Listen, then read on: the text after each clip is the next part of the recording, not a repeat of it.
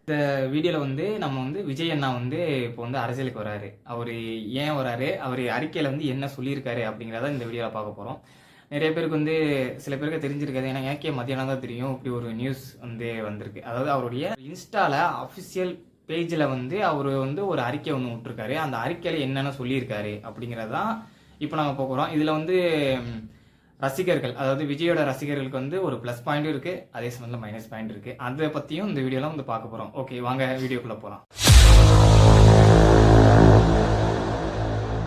விஜய் அண்ணா வந்து முதல்ல ஏன் நான் அரசியலுக்கு வரேன் அப்படிங்கிறத அவர் முதல்ல சொல்லியிருக்காரு. ஏன் அப்படின்னா, நம்ம நாட்டில் வந்து நிறைய ஊழல் நடந்துட்டு இருக்கு ஒரு பக்கம் அப்படின்னும், இன்னொரு பக்கம் வந்து மத ரீதியாகவும் ஜாதி ரீதியாகவும் ஒரு அரசியல் நடந்துகிட்டு இருக்கு. அதனால தான் நான் அரசியலுக்கு வரேன். ஏன்னா நம்ம அரசியல் வந்து இது எதுவுமே இல்லாமல், எல்லாமே சார்பற்றத, எந்த ஒரு சார்பும் இல்லாமல் இருக்கும் அப்படிங்கிறத அவர் தெளிவுபடுத்தியிருக்காரு.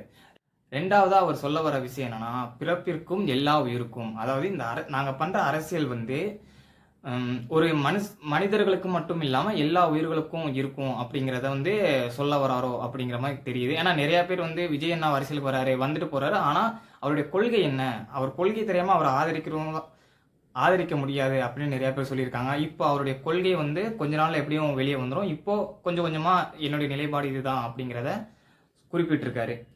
நம்ம நாட்டில் வந்து ஏற்கனவே நிறைய பெரிய கட்சிகள் இருக்கு. அந்த பெரிய கட்சிகளில் ஏற்கனவே நானா நீயானு போட்டி போட்டு இருக்கும்போது நடுவில் இவர் வந்து இது பண்ணிட்டு இருக்காரு. ஸோ மக்கள் இதை எப்படி எடுத்துப்பாங்க, ரசிகர்கள் எப்படி எடுத்துப்பாங்க, சினிமா உலகத்தில் இதை எப்படி எடுத்துக்க போறாங்க அப்படிங்கிறது வந்து நிறைய கேள்விகள் இருக்கு. ஏன்னா ஏற்கனவே வந்து நம்மளுடைய நாட்டினுடைய தலைவர்களை வந்து நம்ம சினிமாவில் தான் தேடிட்டு இருக்கோம் இப்போ வரைக்குமே. ஸோ அதுக்கு வந்து ஒரு எடுத்துக்காட்டா இவரும் வந்துருவாரோ அப்படிங்கிற ஒரு கேள்வியும் இங்கே நிறைய பேருக்கு இருந்திருக்கு.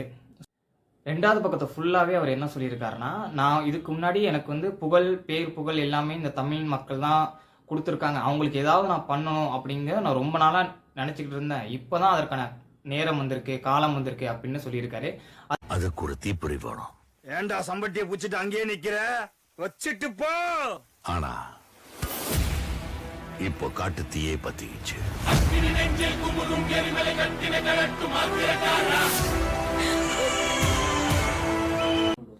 ஆனா அவரு இப்ப வரப்போற நாடாளுமன்ற தேர்தல போட்டியிடல. இந்த தேர்தல் முடிஞ்சதுக்கு அப்புறம் தான் எங்க கட்சியுடைய கொள்கை, கொடி இது எல்லாத்தையும் நாங்க அதிகாரப்பூர்வமா வெளியிடுவோம் அப்படின்னு சொல்லியிருக்காரு. 2026 அவரு சட்டமன்ற தேர்தலில் போட்டியிட போறதாகவும் இந்த அறிக்கையில சொல்லியிருக்காரு.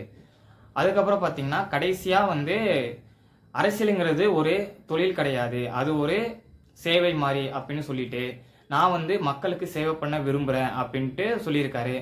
அதுக்கப்புறம் இப்போ நான் ஒரு படம் வந்து சைன் பண்ணியிருக்கேன். அந்த படத்தோடைய ஷூட் போயிட்டு இருக்கு. அது முடிஞ்சதுக்கு அப்புறம் முழுசா நான் வந்து கட்சிக்காண்டி வேலை செய்ய போறேன் அப்படின்னும் சொல்லியிருக்காரு. விஜய் அண்ணா வந்து அரசியலுக்கு வர்றதுனால ஃபேன்ஸுக்கு வந்து நல்ல விஷயமும் இருக்கு, அதே சமயத்தில் கெட்ட விஷயமும் இருக்கு.